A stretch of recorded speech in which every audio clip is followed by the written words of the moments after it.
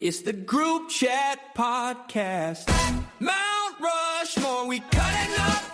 Yeah, picking top for never growing up. Casey, Damien, Nick, Tommy Turtle, clowning on the mic. Yeah, it's straight up hurtful. Welcome to the Group Chat Podcast. Why is that mouth there again? Oh, that's the wrong one. That's better. Now it's time to move to our Mount Rushmore, which is a sponsored segment. Tell us about our sponsor and tell them the topic, rather. Mount Rushmore is sponsored by our buddies at Precision Agri-Spray. And this week, the topic is the GOAT of Louisiana sport team seasons. So we are going to rank our top 4. And I went very personal. I don't know if I went like the GOAT or everybody's going to think it was the GOAT personal seasons. So just say 2025 New Orleans Saints. That would be a season. So I believe we started with Tommy last time. We're going to go ahead to the end of the table, and we're going to start with Mr. Nicholas Hebert. First pick in the Mount Rushmore of Louisiana GOAT seasons. Got to be the greatest college football team of all time. 2019 LSU football Tigers, coached by Ed Ogeron, Joe Burrow, and the rest of the bunch. I don't need to list them. Y'all know them. Easy selection. That's why I went elsewhere on this stuff. I absolutely loathe you. Well, you anybody was going to take that one. That's the obvious choice. I thought I said anybody but Tommy would have taken that 2019 team. Fair enough. I'm going to go with the 2003 LSU football national championship team with Nick Saban, just because their defense was so good. They were so exciting to watch because their defense would score almost all the points in the national championship game. They won via a pick six. So I'm going to go 2003 LSU football. Again, I went very personal. As a kid, this was the coolest thing in the world for me. Led by a quarterback that later played with the Tampa Bay Buccaneers, threw for 3,200 yards, 36 touchdowns, only 6 interceptions. Mr. Sean King, not the political guy. On the ground, led by Tony Converse, and Jawan Dawson was actually their second leading rusher, which tells me that Tony Converse destroyed everybody. And Dawson from here? Yeah, I think he's from here.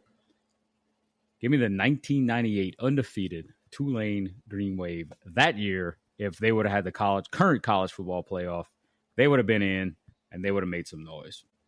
I agree with that. That was legit.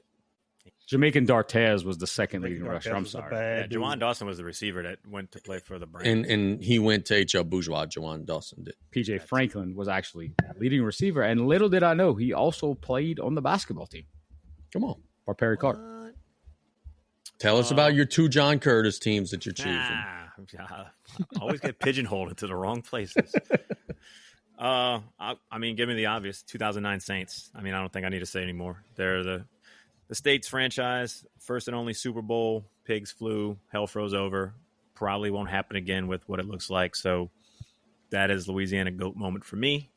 And then my number 2 might be a little surprising, but give me the 2007-2008 New Orleans Hornets when they were led by Chris Paul, Tyson Chandler, the Crescent City Connection. I believe they went 52-26. They won the Southwest, went to the conference semifinal, should have won. That was one of the worst refereed series I've ever seen. And New Orleans basketball has pretty much been in shambles trying to chase that high ever since. But that was an awesome time. The arena was packed. Those lobs, CP3 was a walking triple-double. Peja hitting threes. Those yellow uniforms. Birdman. Peja heads running through the crowd. J.R. Smith, one of my favorite NBA players ever. That was good times. Gennaro Pargo. Jackson Roman. Ryan Bowen. God. Jackson. Oh, God. We went from a really fun time talking about that roster to a really dark place talking about Jackson Roman. So my first note was 99-2000 Saints. That was the first playoff win. Yeah. That was Aaron Brooks' coming out party. Everybody still hates him. Saints Hall of Famer in 2014. Again, as a kid, so pumped up that the Saints were even in the discussion to be in the playoffs. And then that was 2000, 2001. Just because the game itself was December 30th, 2000. That's Hakeem drops the ball, right? Yeah. Correct. Yeah. So what year was that? 2000, 2001. 2001. So give me the 2000, 2001 Saints led by Aaron Brooks. Hell of a team. I could probably rattle off every freaking person on there. That's back when Saints football was fun because they had just coming off a ton of losing seasons, the Ditka era, etc. And as a kid, that's a core memory of mine.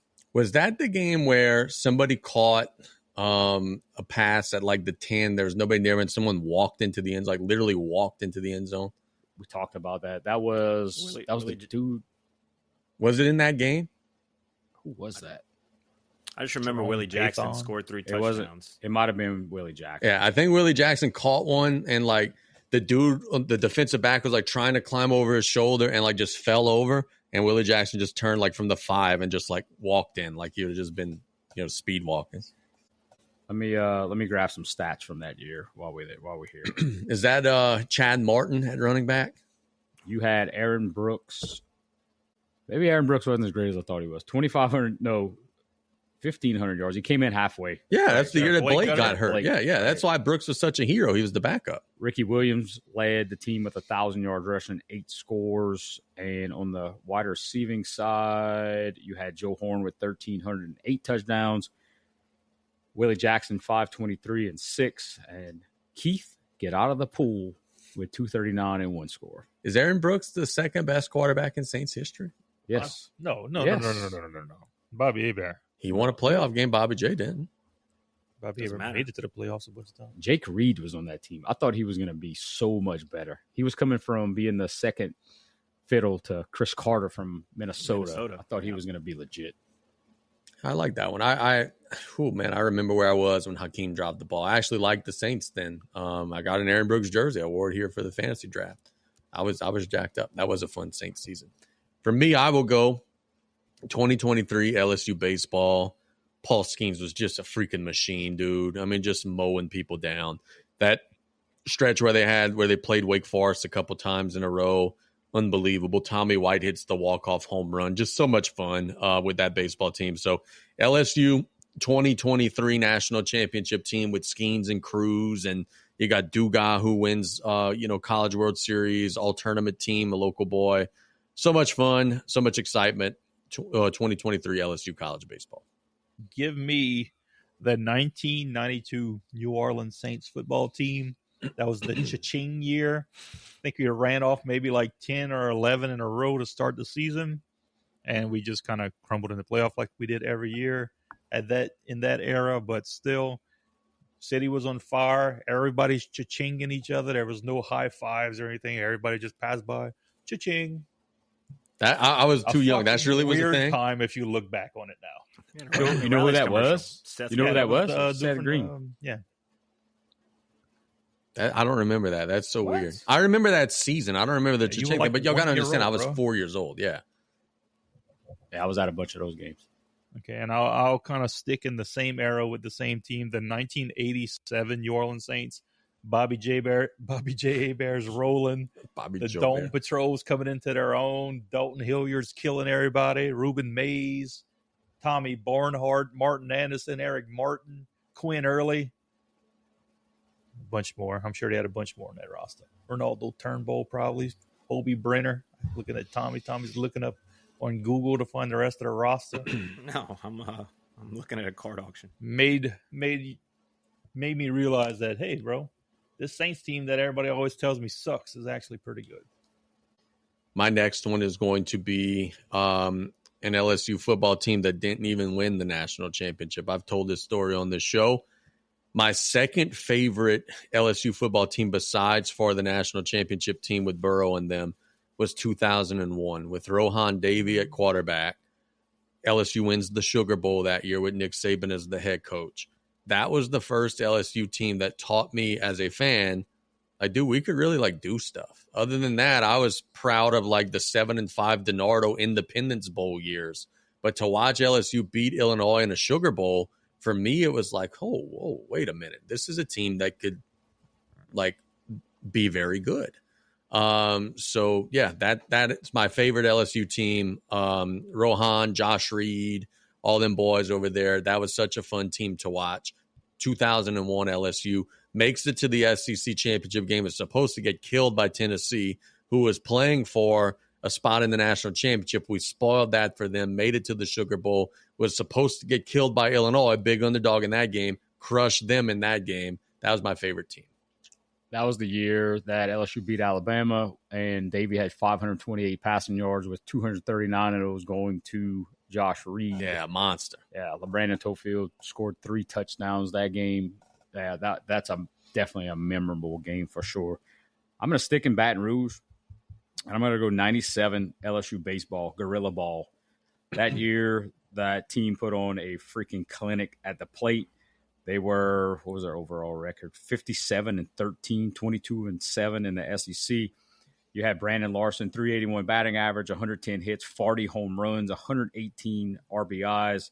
And then Eddie Furness, who anybody would take the year that he had as a even freaking backup, hitting 378, 98 hits, 17 home runs, and 77 RBIs. That, I believe, started a different trend in baseball, and I think that led to some of the college baseball rules getting adjusted, and that was a fun time as an LSU baseball fan. Any team that makes the sport change the rules is a fun team, and that team was definitely that.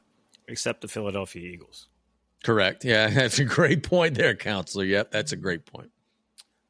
I'm going to go with the 2020 Louisiana Raging Cajuns. They were 10-1. That's Nick, not me, by the way. First time ever nationally ranked. Got as high as number 15. They went up to number 19 in the playoff. They didn't get a better record because their opponent in the Sun Belt tournament Sun Belt Championship got COVID or whatever, so that got canceled. But started a pretty good run for old Sun Belt Billy the next 2 years and put UL nationally ranked for the first and only time probably ever in my lifetime. So that's going to be up there. The next one, give me the 1997-98 Salafouche Tarpons State Basketball Championship. I was waiting for somebody to go into the high school ranks. You know, it was a lovely time to live down the bayou, to be down there, to drive. Well, first off, just going to the games. You know, I remember being a little kid and you'd go see there, and it was really awesome. Like when Jamar and Mo and Rosh West got the Flint Gray 13s, and the whole rest of the team had to wear the team shoes. That was my favorite part. But, you know, they came out to Hell's Bells, and then it switched up into Mystical, and a whole bunch of white people just going crazy and having no idea what the rap music was playing. That was fun. And then going to the Cajun Dome, you know, led by Zyrone Richardell, state champions. That's a GOAT Louisiana sports moment for me. It's probably never going to be done again. Let's just put it out there. So. No. It could I'm be sorry. done again. 4A. Well, they're going to be down at 4A. So. Well, here's the look. This year, if volleyball had a split, and I get it's volleyball. It's not but volleyball would have won a state championship. It could be done again. In 4A, it could be done again. I was just specifically saying basketball. Yeah. I hear you. I didn't think you were hating. I was just saying in Division II, it'll be a lot easier. I hope so. Don't at me on this. Again, I went personal favorites. This team was not very good. Definitely not one of the GOATs, but one of my personal GOATs is going to be, let's go to 98 New Orleans Saints. Mike Ditka's second year. Things were a freaking disaster, but I loved watching this team. Led by Billy Joe Tolliver and Kerry Collins, that whole debacle. Leading rusher Lamar Smith, who they got from Miami, thought he was legit, ended up not being legit. Ray Zeller's in there. My guy, my GOAT as a kid, Troy Davis from Iowa State. Andre Hastings was probably the leading receiver that year. Sean Dawkins, Cam Cleveland, Keith Poole, Brett Besh. Like, that's all my guys. That's my core memories of the New Orleans Saints and how crap they were. Made me appreciate the Super Bowl run for sure. And made me appreciate everybody having to deal with that same kind of effort now. Whew, God bless you, brother. That's rough. I respect your reasonings behind that, though. That's your childhood. My last one, I'm gonna go. I'm picking between a few. I'm gonna go with the Faith Informer team with Rusty Barn and them. That was so much fun. It was. Community just taken by storm, and look, it was a team. I prefer that one to the Ross and Mo team and then look, I had a blast as a kid watching those guys play. It was unbelievable. But that team was supposed to be really good. The Faith Informer team was coming off of a 1-9. Everybody thought they were going to be awful. I remember I was at LSU at the time. People were freaking out when they won the first game. Like, oh my God. Then they slowly start putting it together. Then they have a speed bump. They lose T.D. White, kind of get knocked down a peg. Then just the train just starts rolling and rolling and rolling. And Rusty starts getting, bigger games and more accomplished. And that was a fun season. And I wish I was down for all of it because I was in college for some of it. But listening to those games was a thrill. Going to some of the games on the back end was a thrill. And then lastly, it was so much fun because my roommate at the time, Richard Fisher, would come back down the bayou on Friday and host the post-game show for KLEB. Or KLRZ rather, and listening to the callers troll the ever-living shit out of him was unbelievable. Hey, Brennan, what you thinking? That was some of the best stuff unbelievable. I know a guy. Yeah. You know what was awesome about that year, coming from the 2 prior years? The fact that we didn't just run fullback dives every single play, no matter if it was 1st and 10 or 3rd and 55. The transition from the offensive mind was so refreshing, and to be able to win those type of games just changed the entire culture of the football team. Yeah, I'm with you there. Close it out. And rounding out the Mount Rushmore of GOAT Louisiana teams, give me the 2007 LSU football fighting fucking Tigers with Matt Flynn, Jacob Hassard, Glenn Dorsey, Calvin Shepard, friend of the program, Jared Mitchell. That team was something else. I feel like we played a lot of really close, like crazy games that year and then just beat the shit out of Ohio State in the championship. Can't ask for a better season than that. Go Tigers. I think I've told this story before, but I was in the student section the night that Demetrius Byrd caught the pass against Auburn when Les Miles almost ran out of time. And I remember it was, oh shit. What are we doing? Oh crap. We're going to lose. Like, what are we doing? And then ball in the end zone. Oh, crap. It's going to be intercepted. What are we doing?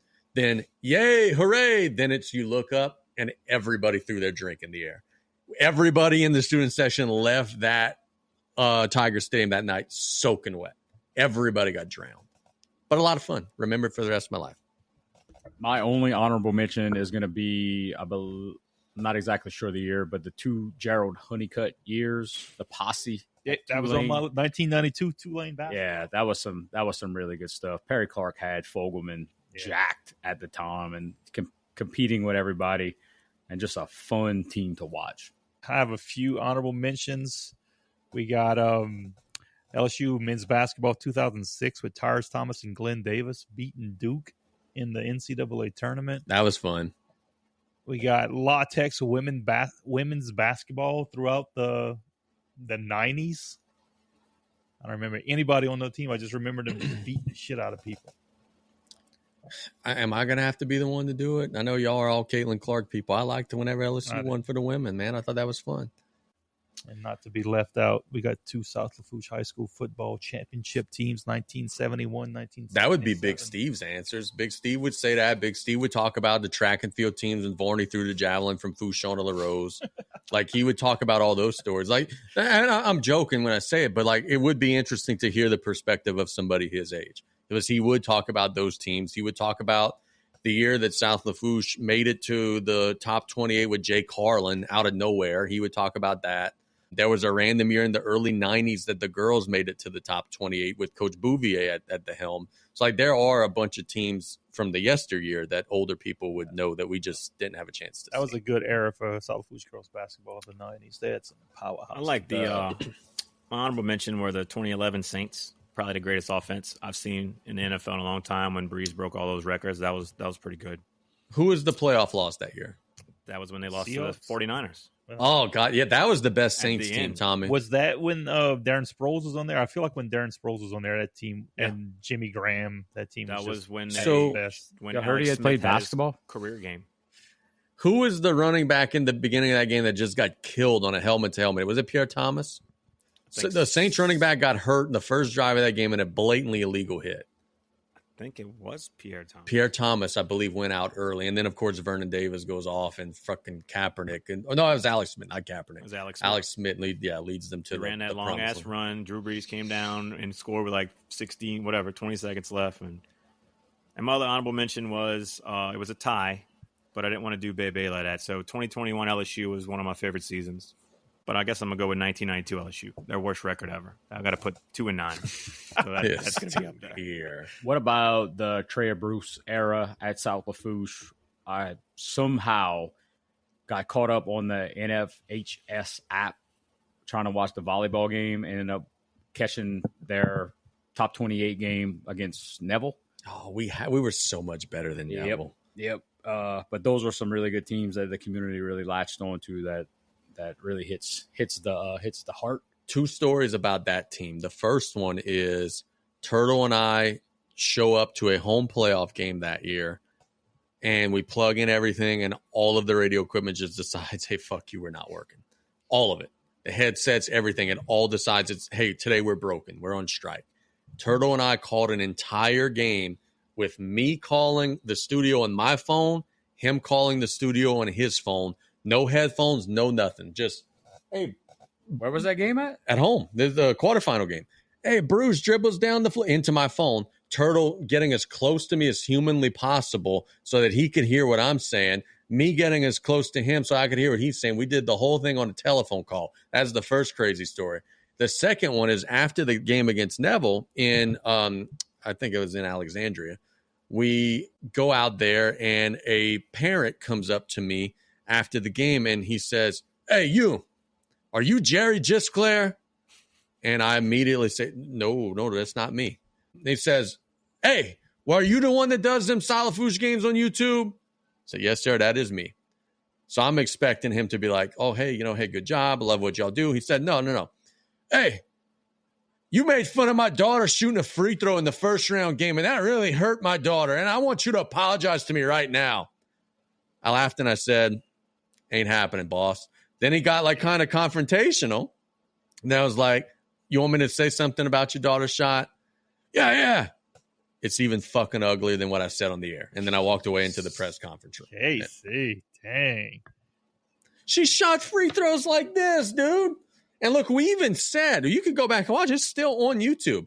We even said during the broadcast, it doesn't matter how ugly it is if it goes in. She made them both. We even said that.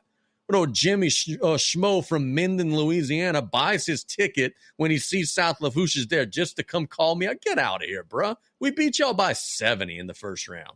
Get out of here. Sounds like something Geed's dad would do. I'm trying to get the year. I think this is right. The 2023-2024 South Lafourche Biddy 10U girls. One of the best seasons in Biddy basketball history. What was the year again? I'm sorry, I missed it. I think it was 23. 23? Emmy and we were loaded, and our season got destroyed by a tornado that passed through St. Bernard, which had no repercussions on anything that we were doing. It just stopped your momentum. It stopped the momentum. We were in a national championship game, had all the momentum, had beaten every team there, and no, it's just. By the way, I saw Emmy last night. Emmy's now taller than me. And watching her early season clips, golly, she's good, man. She's gonna have a big year for you, DY. Oh, look, the only reason they lost because of the coach. The team was loaded. Yeah, and you'll see them in the coming years. Yeah. So that's all for our Mount Rushmore segment. We thank you guys so much. We will have another one of those in our next show. We are not telling you the topic until then, so stop asking. Who's the sponsor for the Mount Rushmore? Precision Agri Spray.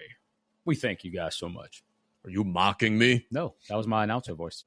And as always, God bless and go Tarps. Wasn't my That's best not work. what it is. Wasn't my best work. Can we do it again? Yeah, go ahead, dude. That was pretty good. He's You ever notice drinking that? and everything. He hunches over like when he does it, like y'all all looking at him. And he points. You got to point at the camera. And as always, Wow, I can't say ass. And as always, God bless and go Tarps. Are you afraid that he's going to sue you if you say what he actually says? What does he say? You think he's got it Bless America. copyrighted? Oh, is God bless America? It's Go Tarpons and God Bless America. It's the group chat podcast. Mount Rushmore, we cutting up. Yeah, picking tops for never growing up. Casey, Damien, Nick, Tommy Turtle, clowning on the mic. Yeah, it's straight up.